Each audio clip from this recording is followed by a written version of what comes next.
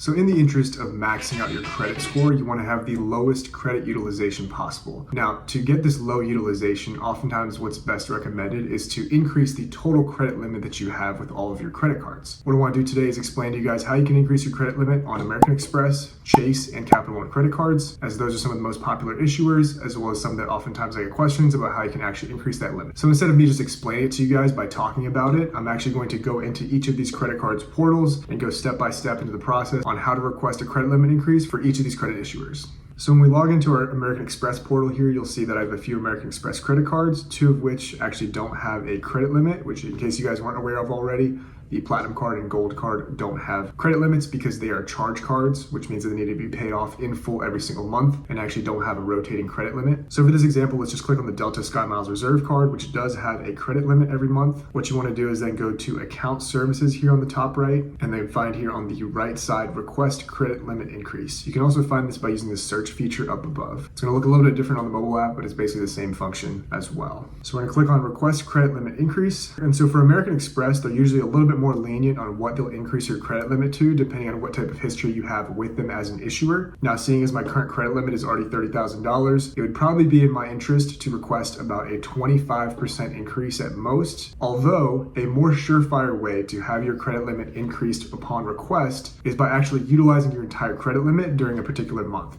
So what I mean by this is if I have a $30,000 credit limit, what you need to do is actually rack up a statement balance of close to $30,000, which might seem pretty ridiculous, especially because it's this much money. But if you think about the reason for having a credit limit and having a credit limit increase, if you need to increase it, it means you don't have enough of a limit so far. So for example, if I use $28,000 on my statement balance and then immediately pay it off so it's not a recurring balance that shows up the following month, most credit issuers, including American Express, will be more willing to give you that credit line increase if you've shown that you actually utilize all of the current credit limit that you have with them already. So 25% of $30,000 is going to be $7,500. So if I want to increase it to $37,500, that would be a 25% increase. If you then press continue, you'll have the option to add your annual income if it's changed since the last time you reported it to this credit issuer, as well as if you want to put your total assets, which includes equity in a property, other real estate assets or companies that you might own that you have equity in. I would say generally speaking, American Express is a pretty friendly customer service type of credit issuer. And so if you're trying to get a credit limit increase and you call their customer service line, you might have a better chance in doing that as opposed to actually requesting it through their portal here. That being said, they are going to ask the same sort of questions with your annual income and total assets. Now moving on to Chase. Once you're logged in here on the Chase portal, you'll see that I have two credit cards here, the Amazon Prime Rewards card as well as the Chase Sapphire Reserve. All you have to do is click on the More tab and then drop down to the Request a Credit Limit Increase. We're going to go ahead and choose the Chase Sapphire Reserve, obviously, and then update our gross annual income to what's the current amount, as well as what our monthly mortgage and rent is. Now, a common question is what you should put for the mortgage or rent payment portion of this, and the answer is that you should put what your current mortgage or rent payment is. Basically, this is something that they can pull from the credit reports because you'll have a mortgage loan outstanding that's reported to the credit bureaus, and they'll be able to find out what your monthly payment is anyway.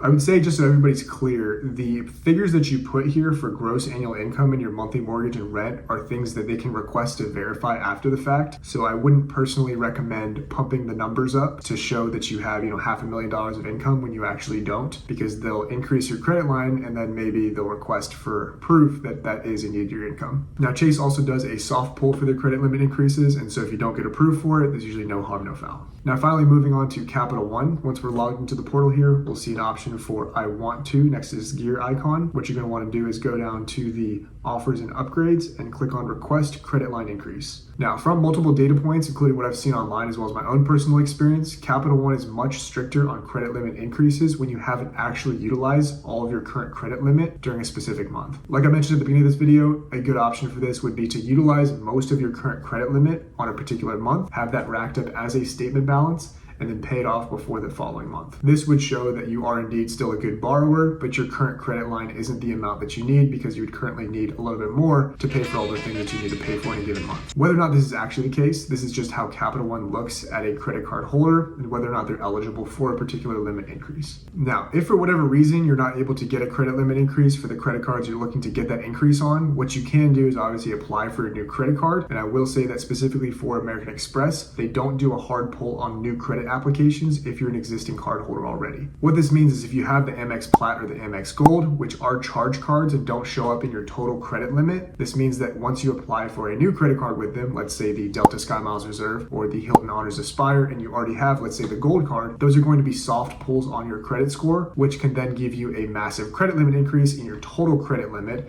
if you're approved for that card. I know we talk about Amex a lot on this channel, and I promise that these are not sponsored videos, but I think American Express has become a lot more lenient these days with the credit they're issuing out. And in particular, if you're trying to increase your total credit limit, applying for new products with them can be a good option, as well as actually requesting credit limit increase with an existing card with them. Once again, from this short list, Capital One is probably the most strict, and what you would have to do is actually utilize most of that credit limit that already exists in order to be approved for an increase. Once again, the whole point of this is to increase your credit score by increasing your total credit limit, by decreasing your credit utilization. And what I'm actually working on right now is testing out some things with the credit utilization ratio and what the best ratio is to actually increase your score incrementally if you already have a pretty good credit score. So that's a video that'll be coming out here shortly. If it actually does work out for me, then I can show you guys those data points that I've tried out myself. That being said, that's pretty much it for this one. So if you guys enjoyed the video, drop a like down below, comment if you guys have any questions. And of course, thank you guys for watching, and I'll see you all in the next one.